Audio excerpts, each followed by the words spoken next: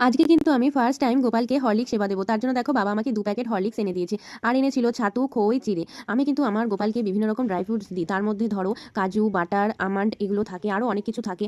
আর এখন যেহেতু শীতকাল চলছে, নলেন গুড় পাওয়া যাচ্ছে। আমি কিন্তু আমার গোপালকে মাঝে মধ্যেই নলেন গুড়ের পায়েস, নলেন গুড়ের মিষ্টি, দই এগুলো কিন্তু এনে দেবো। তাছাড়াও আমি সন্ধ্যেবেলা যেমন টিফিন করি, চাউমিন, সিমই, লুচি এগুলো কিন্তু মাঝে মধ্যেই আমি করে দিই আমার গোপালকে। আমার গোপালও কিন্তু এগুলো সেবা করতে খুব ভালোবাসে।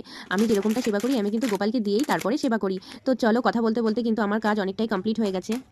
আগে জানো তো আমি আমার গোপালকে অনেক চকলেট সেবা দিতাম, কিন্তু সোশ্যাল মিডিয়াতে আমি অনেক ভিডিও এমন দেখেছি যে গোপালকে চকলেট সেবা দেওয়া যায় না। তারপর থেকে কিন্তু আমি আমার গোপালকে আর চকলেট সেবা দিই না। আমার কিন্তু গোপালের সেবা পুজো করতে বেশ ভালোই লাগে। গোপালকে আমি সকালে আর বিকেলে কিন্তু হালকা সেবা দিই, আর দুপুরের দিকে কিন্তু ভারী সেবা দেওয়ার চেষ্টা করি। তো দেখো এখন কিন্তু বিকেল টাইম, আর এখন আমি আমার গোপালকে হরলিক্স আর দুধ কিন্তু গুলিয়ে দেবো।